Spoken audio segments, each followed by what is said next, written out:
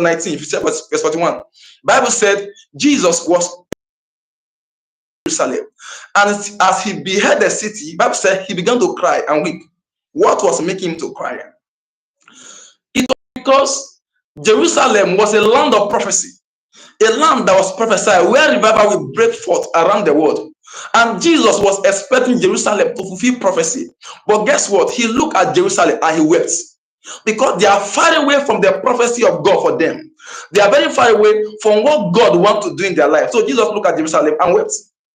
I had a vision in 2021, and in this vision, I saw like young men and women, I mean, very young men and women, some of them in their 20s.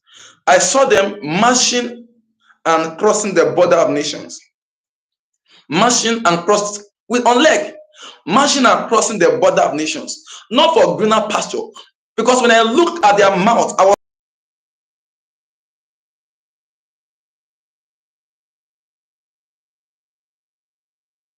God told me that is the gospel in their mouth.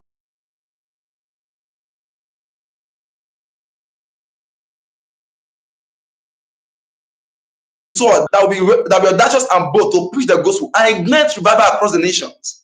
So that began to make me understand that the mind of God toward every nation is to ignite revival in every nation. Jesus looked at Jerusalem and saw Jerusalem in a devastated manner, a land, but he cried because they were far from revival that was prophesied about them. So he wept. But before he entered into that place, if you start with that Luke chapter 19 from verse 29, Bible says when Jesus was about to enter into Jerusalem, he stopped. The first thing he requested for an ass, he requested for a cot or a cot.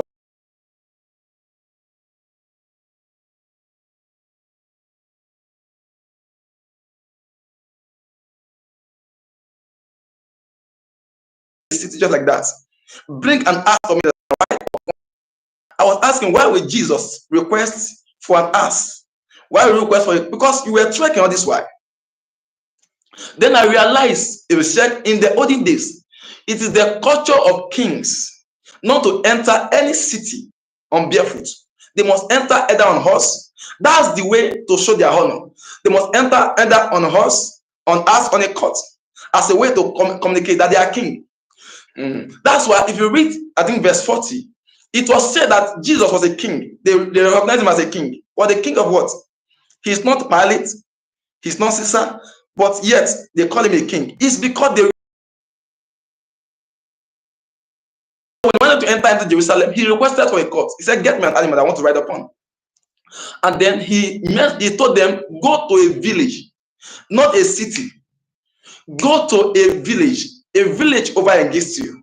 I want to enter Jerusalem.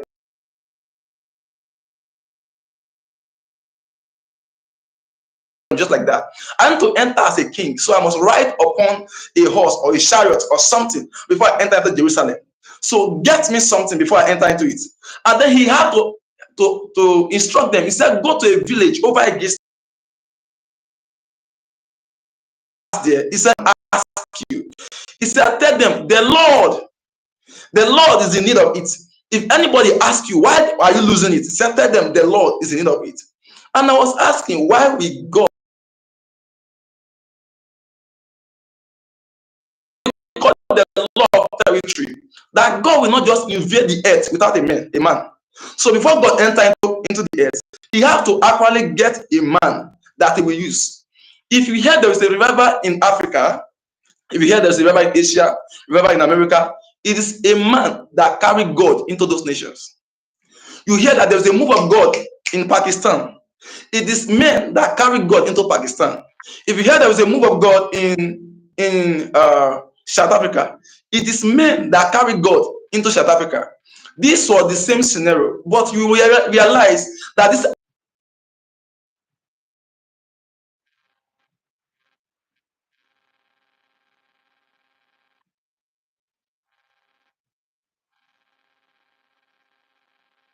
You see, strict prophetic implication of this story. Being the village there, it means he has been under training. It has been This has